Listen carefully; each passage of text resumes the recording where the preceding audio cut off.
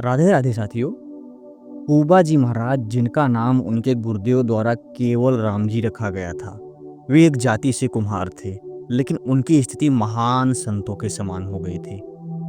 कुबा जी महाराज संतों की सेवा में लीन रहते थे। उन्होंने समझ लिया कि संत सेवा ही भगवत कृपा का मुख्य साधन है। यदि संतों की आराधना की जाए तो भगवान को प्राप्त करना सहज हो जाता है। कोई भी वैष्णव या संत उनके घर आता तो वे उनका आदर पूर्वक सत्कार करते। उनके घर में साधु संतों का आना जाना लगा रहता था।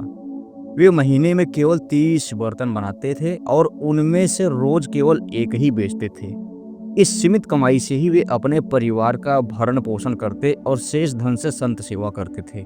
वे अधिक बर्तन इसलिए नहीं बनाते थे क्योंकि उनका मत था कि यदि हम अधिक व्यापार और सांसारिक गतिविधियों में उलझ जाएंगे तो हमारा मन आंतरिक भजन में नहीं लगेगा। एक दिन कुबा जी महाराज के घर में बहुत से संतों की मंडली आई, किंतु उनके घर में संत सेवा के लिए कोई व्यवस्था नहीं थी। उन्होंने पत्नी से कहा, अब हमें किसी से उधार लेना पड़ेगा। संत आए हैं और वे भूखे नहीं रह सकते। वे यह भी कर सकते थे कि संतों से हाथ जोड़कर विनम्रता पूर्वक कह देते कि उनके पास भोजन की कोई व्यवस्था नहीं है। लेकिन कुबा जी महाराज के प्रेमी हृदय ने यह स्वीकार नहीं किया।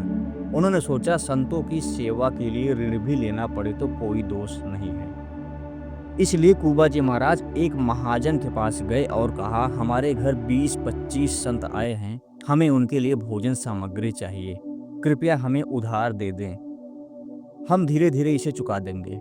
अधिकांश महाजनों ने यह कहकर मना कर दिया कि यह गरीब आदमी है, इसे उधार देने का कोई लाभ नहीं है।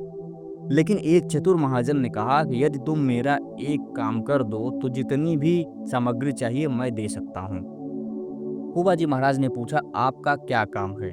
महाजन ने कहा, हमारे कुएं की खुदाई का काम रुका हुआ है, यदि तुम उसे पूरा कर सको तो मैं तुम्हें संतों सेवा के लिए सामग्री दे दूंगा। कुबा जी महाराज ने पूछा, आपका क्या काम है? महाजन ने कहा, हमारे कुएं की खुदाई का काम रुका हुआ है, यदि तुम उसे पूरा कर सको तो मैं तुम्हें संत सेवा के लिए सामग्री दे दूंगा। यह सुनकर कुबा जी महाराज ने खुश होते हुए सहमति दे दी। कुबा जी ने संतों की सेवा के लिए उधार लेना भी स्वीकार कर लिया। वे भक्तों की सेवा में इतने तन्मय थे कि उन्होंने सेवा की सामग्री ली और संतों की सेवा की।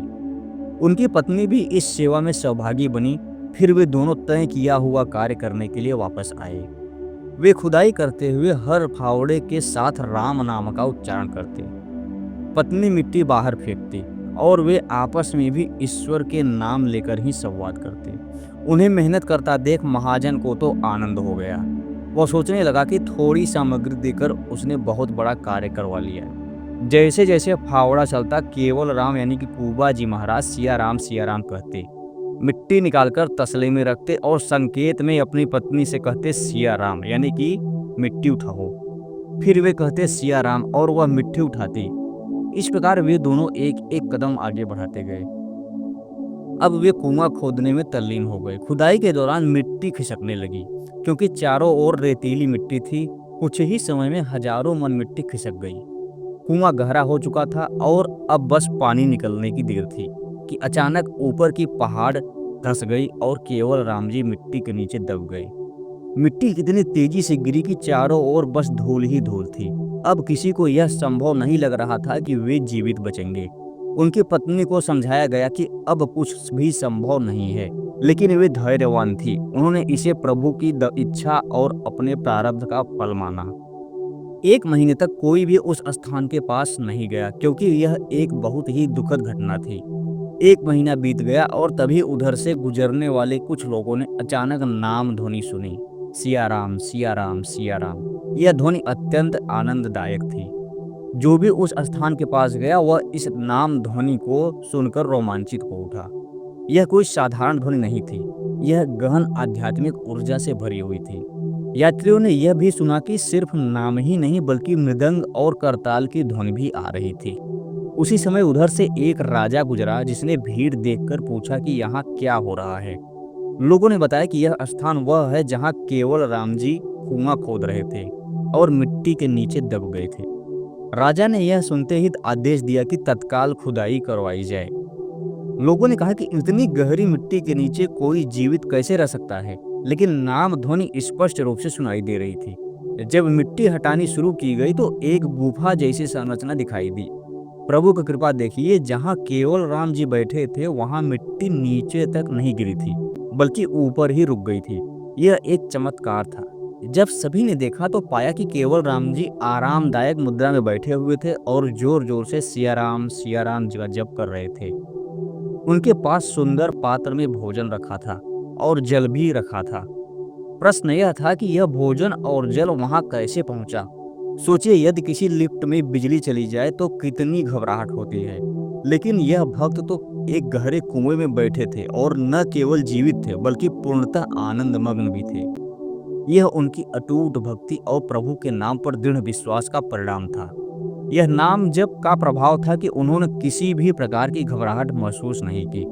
जो भक्त सच्चे मन से नाम जप करता है उसका पालन पोषण स्वयं प्रभु करते हैं। जब खुदाई पूरी हुई तो सभी ने देखा कि केवल राम जी सुरक्षित थे।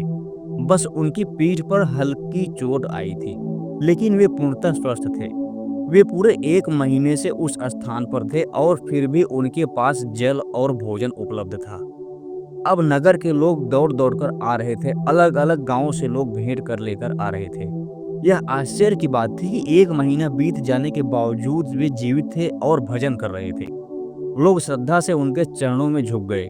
यह ईश्वर की कृपा थी, यह नाम जप की महिमा थी। साथियों, नाम जप में अद्भुत शक्ति है। यह केवल राम जी का दृढ़ विश्वास और भजन ही था जिसने उन्हें मृत्यु के मुख से बाहर निकाला।